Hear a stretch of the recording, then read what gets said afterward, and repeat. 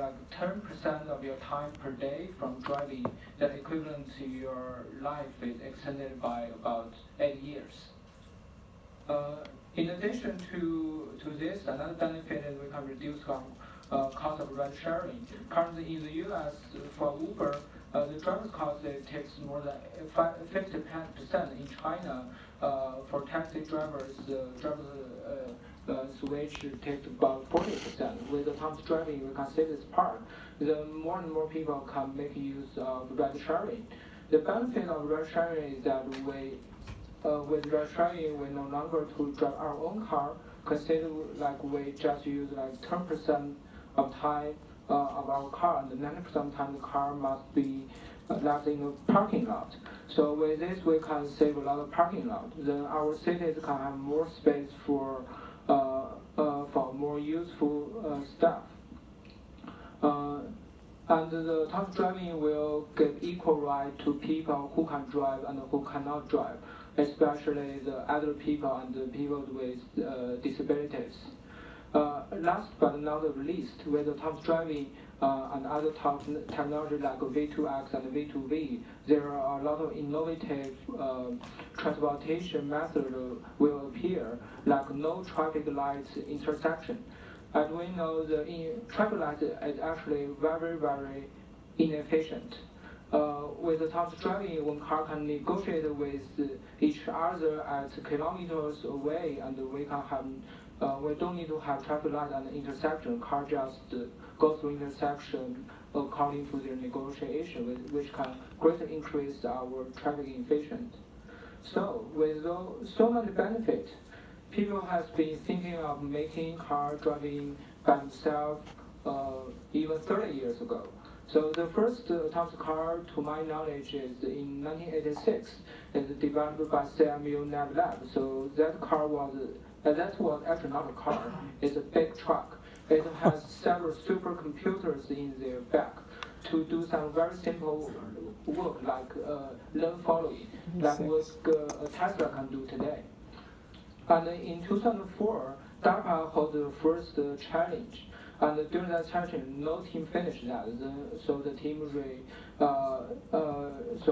reunion 1 year later in 2005, Stanford Stanley won that DARPA Grand Challenge. Drive hundreds of miles autonomously. 2 years later, DARPA held the Urban Challenge. Samuel Gauss won the first place, and Stanford Junior won the second place. So from that year, autonomous cars start to be affecting our life. Because 2 years ago, Google started self-driving car project, and the first part of the team were from Stanford DARPA Challenge team. Nowadays, not just internet giants, but also automakers are started working on autonomous cars. So there's a different definition of these cars. So there's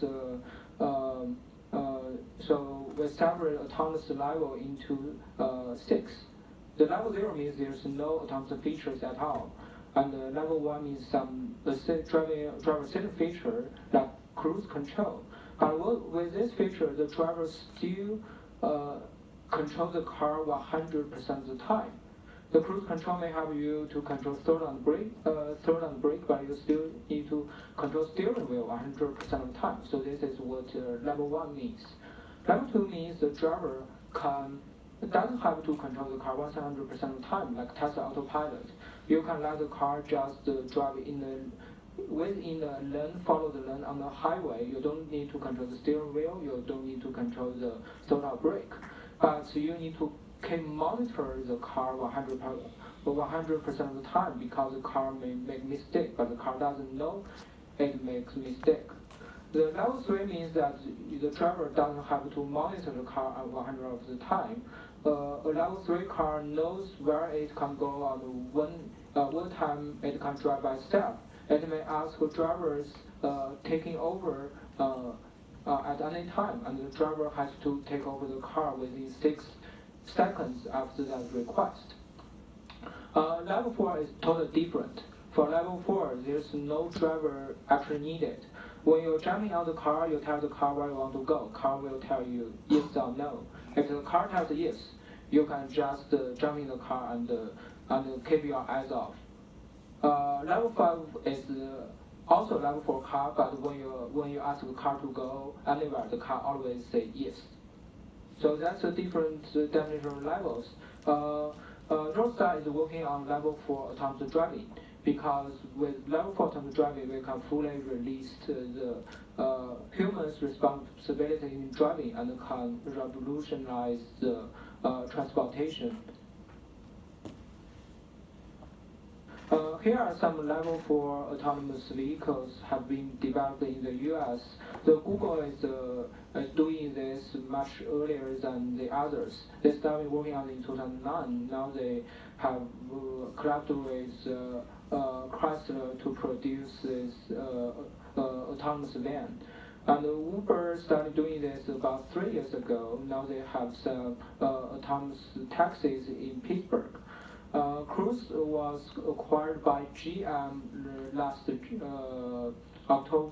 February or March, and Cruise GM has started to produce autonomous taxis for Cruise, about 100 taxis.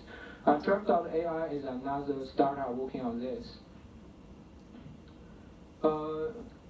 In order to test autonomous vehicles in California, each autonomous car manufacturer must to apply for a permit from California DMV. And the permit required each manufacturer to submit a report. And in that report, the most important number is called MPD, miles per disengagement. That means, on average, how long the car can drive by itself without any human intervention. Of course, the higher the number, the better performance. This chart shows the performance over last 2 years. Of course, the most advanced one is Waymo. Waymo can do 5,000 miles with people intervention. Just consider when you drive the car daily. If you are a taxi driver, usually on average, a taxi driver can drive less than 500 miles per day. But with this Waymo performance, that means a taxi can drive itself 10 days without any intervention. So with such performance, you can already provide the taxi service, right?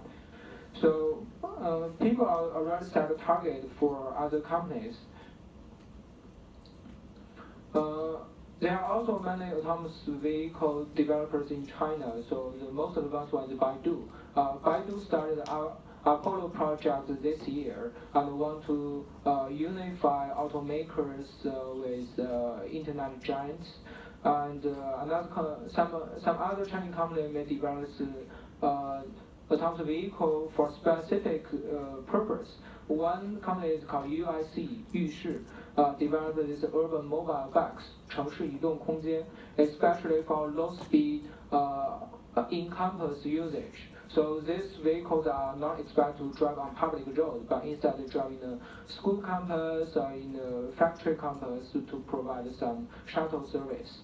Another company called iDrive Plus, 智行者, developed autonomous street sweeper. So this is also the low-speed vehicle. So this two kind of specific usage requires much less advanced technologies than autonomous vehicle driving on public urban road. So now let's move to the technical part. How to build an autonomous vehicle? The classical approach is similar to a robotic. So basically, an self-driving car is just a robot on road. A robot needs to have something like human eyes to digitize the world into bits. And the perception and the localization are algorithms which convert the bits to something we can understand. Like the perception basically knows where are the things around me, and the localization basically answers the question is where am I? When I know where am I, when I know what are things around me, and when I have a map, HD map, I can plan the optimal trajectory to my destination. So this is a planning module. So when I have the trajectory ready, I need to have a control module to control the car to follow the trajectory. So this is a classical approach. Another approach appeared in recent years called end-to-end learning. In this approach, people try to convert all the things in the yellow box into a deep neural network. So basically, the deep neural network just takes the images from camera and control steering wheel. This method works in some situations, like in highways, it can control your steering wheel quite well, but it doesn't work in some complex situations, like to handle the car in the intersection. There are traffic lights and there are tons of cars around you. To have the car to learn the traffic rules, to learn how to interact with other cars is really, really difficult. Some companies try this approach, like Drive.ai, but to my knowledge, they just come back to the traditional approach. So for the following my talk, I will mainly talk about the classical robotics approach. The first module is sensing. Sensing is basically get the data from all the sensors on the car. On most autonomous cars, there are quite a lot of sensors. Some sensors, like on the right, is a LiDAR video camera radars are mostly used for perception. Basically, they detect the environment.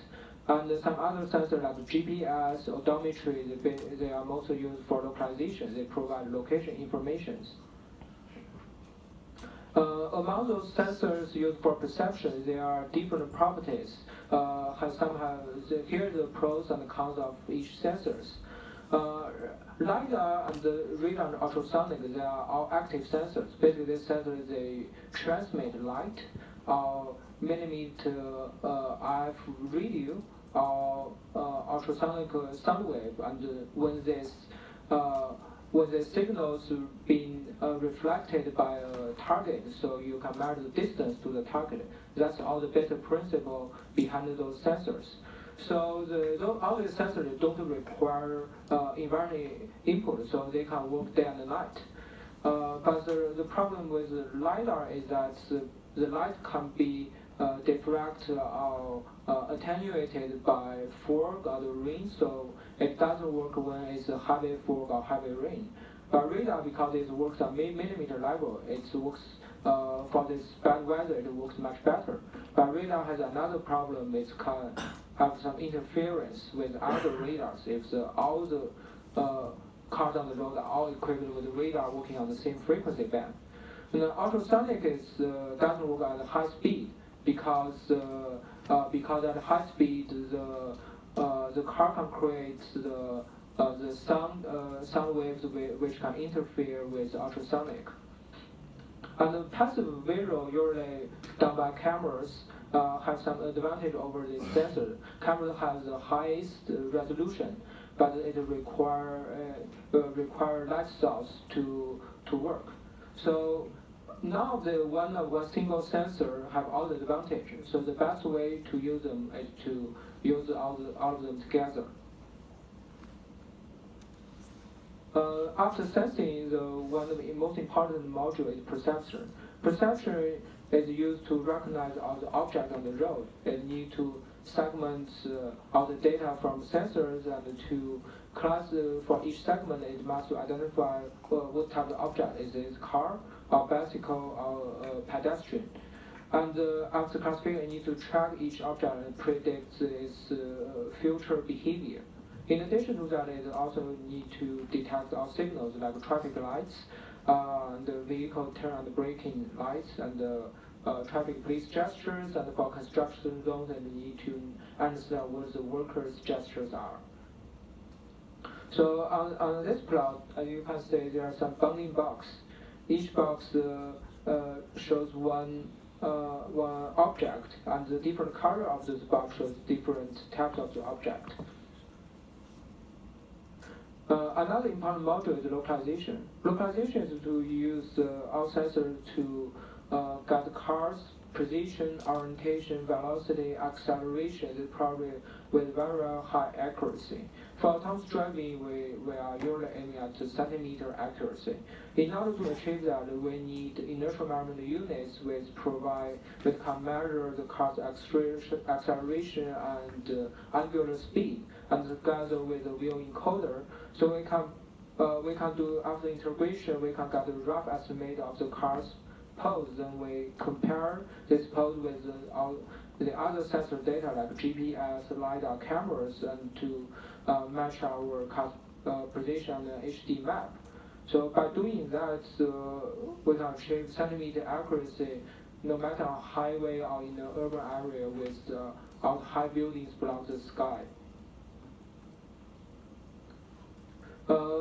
Perception and localization doesn't work well if there's no HD maps. There are many companies working on HD maps, but what they mean is mostly the first one, the road network layer. To those mapping companies, HD map means a map with all the detailed information about the lane. Currently, the map we use like Google Map and Apple Map on your smartphone, the details are just down to the street level. It doesn't have the geometry to describe each lane, and for HD map we need this detailed description.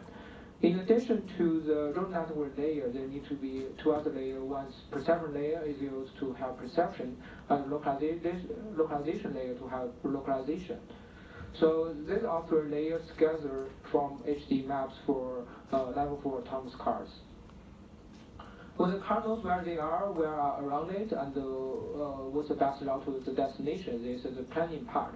Planning part incorporates a lot of things like traffic rules, how to avoid obstacles.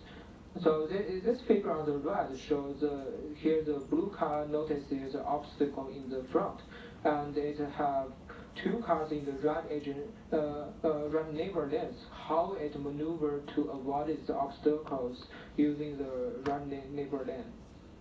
And in addition to that, the planning also need to consider vehicle dynamics and safety matrices. For example, for truck and sedan, the distance need to keep from pedestrian and other objects is different. The last part is control. Control is relatively mature in comparison to other parts in autonomous driving.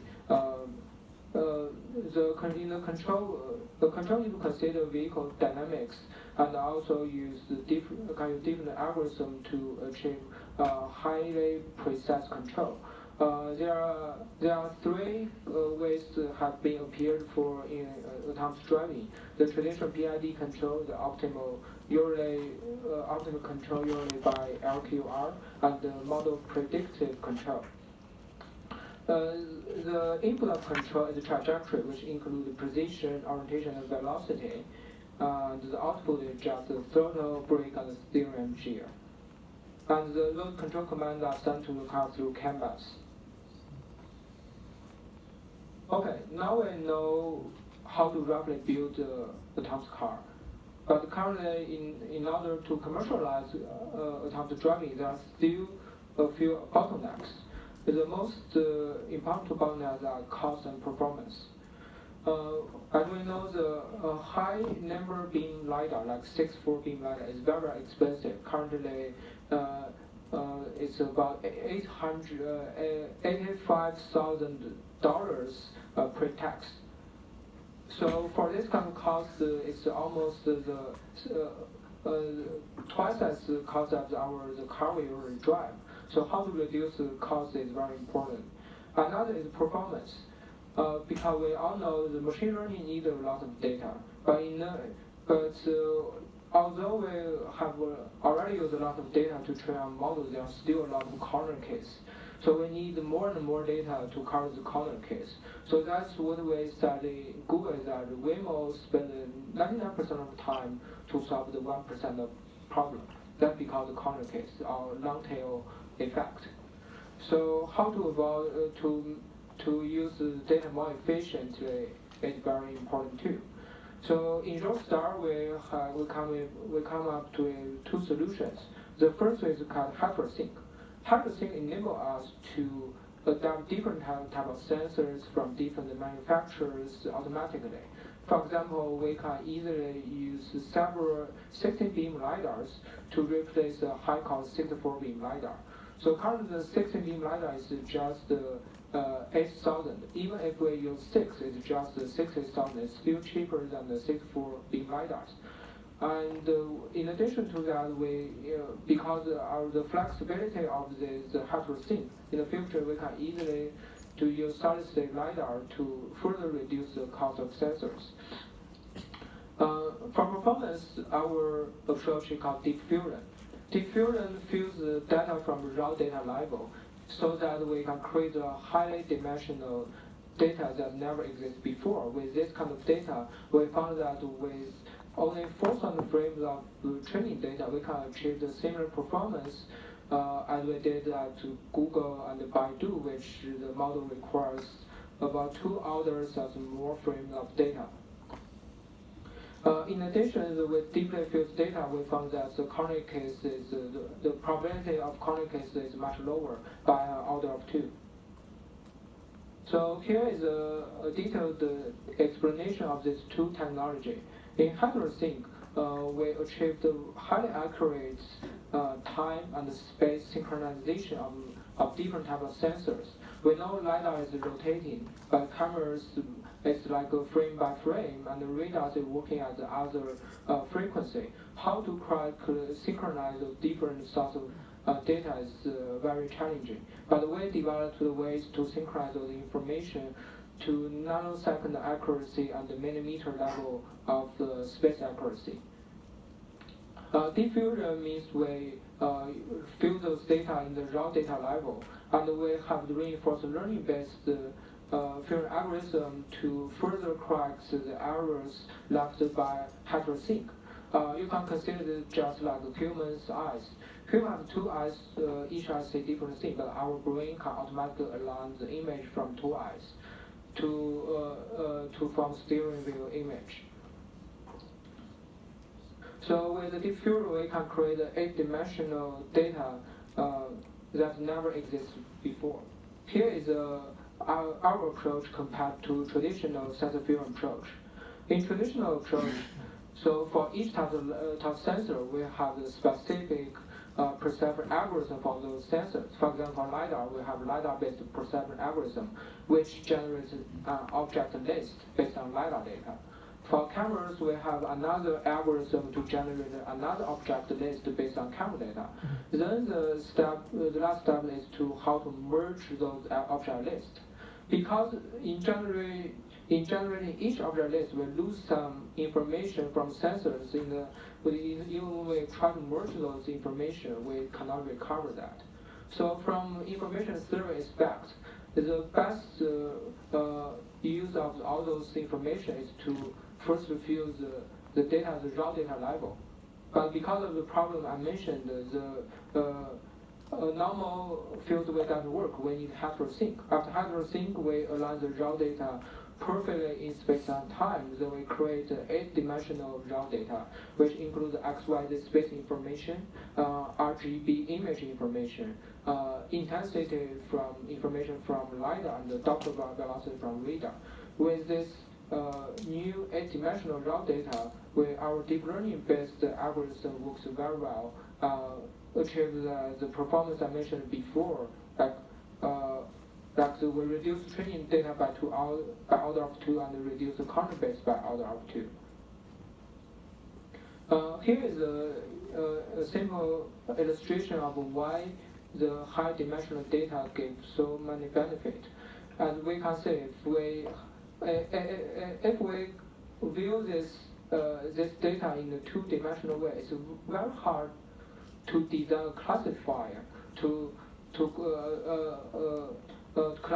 classify all those to have the clustering, how to cluster this data. But as a high dimension, it's very easy to do so. So with the 8-dimensional data, it's much easier to do segmentation, and we have much fewer corner cases.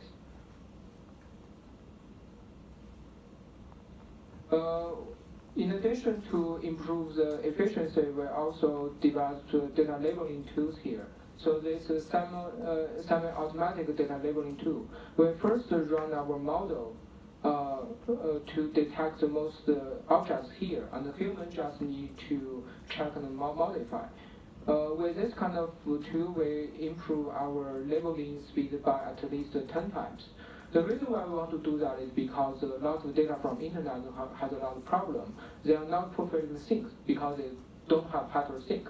So they use just simple way to sync in time and space. It's a huge errors there. And even their 3D bounding box is not accurate enough. But with our tool, we can label each object with very accurate 3D bounding box. And with those data, we can train our neural network model.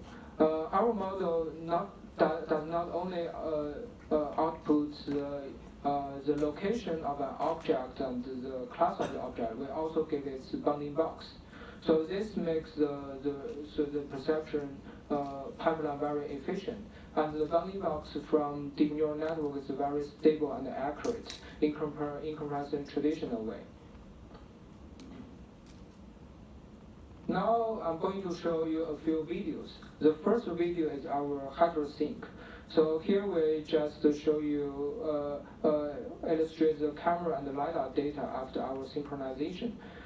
Here this color, the color is from the MATLAB jet. Basically, the cold color means further and the warm color means closer. And as you can see, the LiDAR data is perfectly aligned with image data. That's why we can do sensor fusion at the raw data level. Without this kind of accurate space and time synchronization, if you just fuse the LiDAR data and the camera data together, what you got is noise. And you will find your performance is going down instead of going up. Here is our perception result.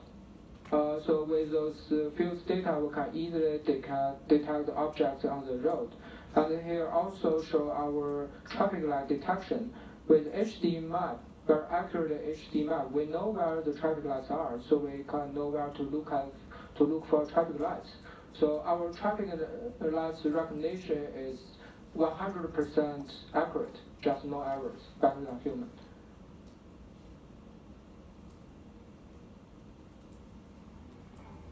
Here is a road test in night.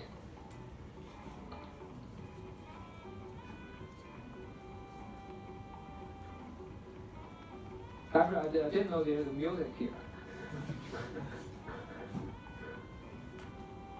So here shows our map. As you can see, we are using 3D maps, building using LiDAR data and image data. And here is this part is from our visualizer. Here you can see after perception, we put bounding box on the image data. You can see a bounding box here and the labels for each object.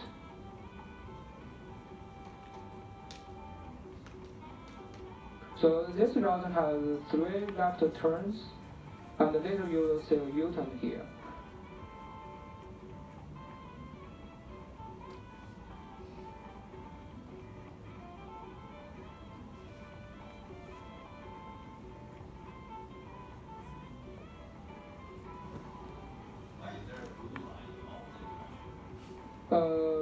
The blue line is the route.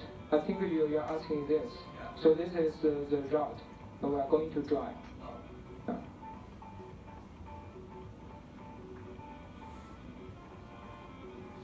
Here, under the steering wheel, the 3 dots shows traffic light status.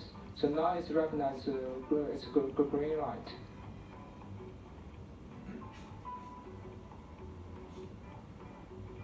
Now it's green light, so we can just drive ahead.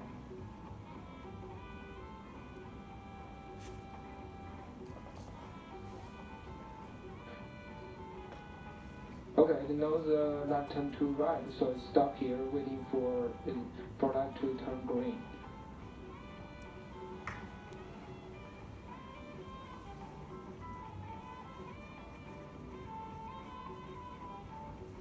Do you guys build the HD map yourself? Yeah, we build HD map by ourselves.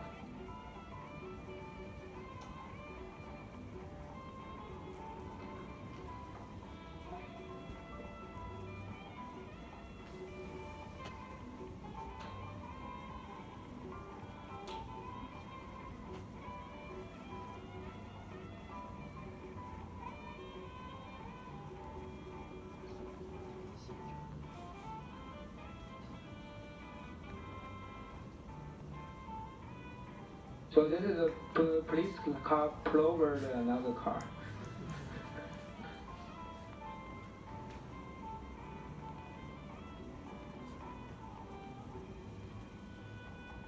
How fast is the car? How fast? The car running at 30 miles per hour. So we are driving at Stephen Chris and Diaza. So if you know that there are about 4 lanes at each direction, the widest, almost the widest road in the Bay Area. Oh. So there are a lot of traffic even during night. It's about 8 p.m.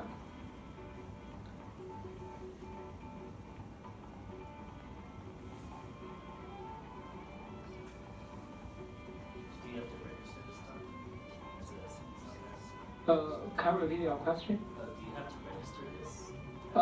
Yeah, we already got the permit from DMV. Sure.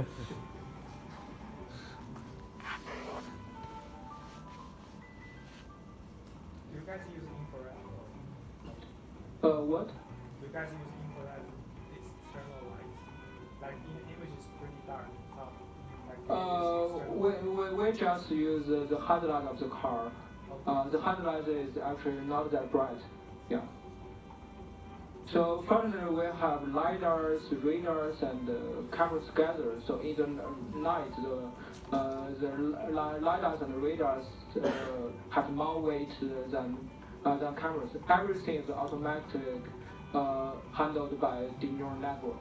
So we just feed the deep neural network with the data class in the daytime and the night. So it's just automatic works. When you train it, do you train the live data with different from the daytime data, or you just use the same? You use same network, same method. Can you repeat the question? Yes. So I mean, when you training your model, Mhm. you using so the data either come from the day, either from the live, right? So do Yeah. you train them different, training different model, or you just use the same model? We use the same model. Okay, so the last one is just show our control capability and of course planning capability. I believe probably you've never seen such thing. So the car drive backwards follow figure 8 at a speed 18 miles per hour. Wow.